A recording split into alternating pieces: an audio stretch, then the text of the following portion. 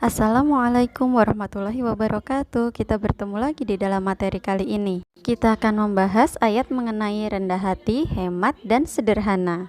Sebelum kita mulai, silahkan persiapkan buku paket dan modulnya. Ada di bab ke-7. Agar materi kita berkah, mari kita berdoa terlebih dahulu. Bismillahirrahmanirrahim. Raditu billahi robba, wabil islami dina, wabi muhammadin nabiyya wa rasula.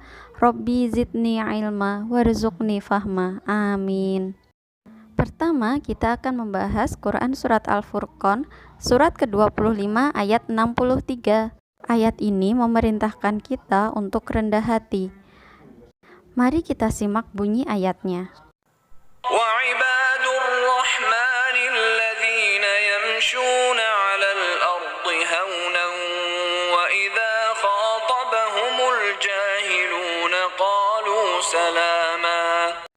Artinya, adapun hamba-hamba Tuhan yang Maha Pengasih itu adalah orang-orang yang berjalan di bumi dengan rendah hati. Dan apabila orang-orang bodoh menyapa mereka dengan kata-kata yang menghina, mereka mengucapkan salam. Mari kita artikan perkata. Wa ibadur rahman, dan hamba-hamba Tuhan yang Maha Pengasih. Alladzina, itu adalah yamshuna, orang-orang yang berjalan alal ardi, di atas bumi, haunan, dengan rendah hati, wa idza, dan apabila khotobahum, menyapa mereka, jahiluna, orang-orang bodoh, qalu, mereka mengucapkan salaman, salam atau kata-kata yang baik. Sekarang mari kita bahas kandungan ayat Quran Surat Al-Furqan ayat ke-63. Dalam tafsir Ibnu Katsir menjelaskan sifat hamba-hamba Allah yang Maha Pengasih yaitu alladzina yamshuna 'alal ardi, orang-orang yang berjalan di atas bumi dengan rendah hati.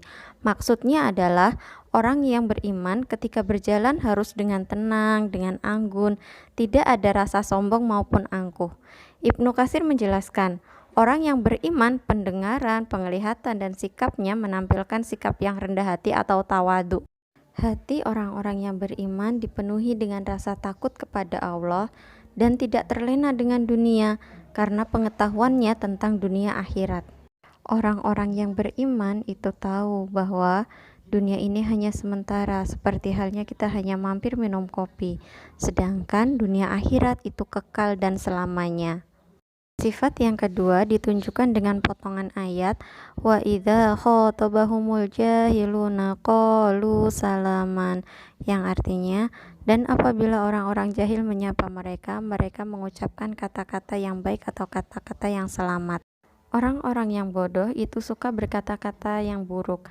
Nah, ketika mereka berkata dengan perkataan yang buruk, orang-orang yang beriman tidak membalas dengan hal yang semisal.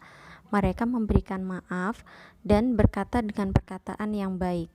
Tawadhu sendiri berarti sikap tidak merasa lebih dari orang lain. Orang tawadhu meyakini bahwa setiap orang memiliki kelebihan dan kekurangannya masing-masing, sehingga orang tawadhu itu tetap rendah hati dan tidak merasa lebih tinggi daripada yang lain. Kebalikan dari sikap tawadhu itu adalah sikap sombong, sedangkan sikap yang merasa rendah diri atau selalu merasa lebih buruk daripada orang lain itu disebut dengan rendah diri. Orang tawadhu atau rendah hati itu menerima kelebihan dan kekurangannya diri sendiri, tidak merasa lebih daripada orang lain, juga tidak merasa rendah diri ketika berkumpul dengan orang-orang hebat yang lainnya. Ada cerita menarik di balik turunnya ayat Quran Surat Al-Furqan ayat 63. Suatu hari, ada seorang laki-laki yang mencaci orang lain di hadapan Rasulullah SAW.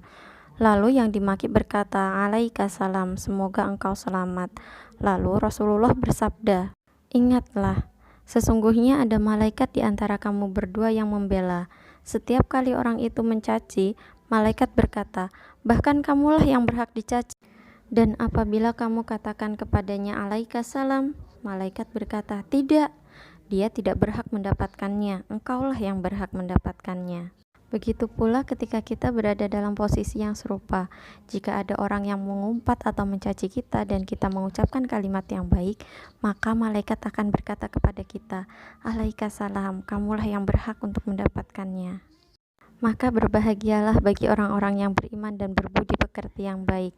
Malaikat senantiasa mendoakan orang-orang tersebut, dan semoga kita termasuk salah satu di antaranya.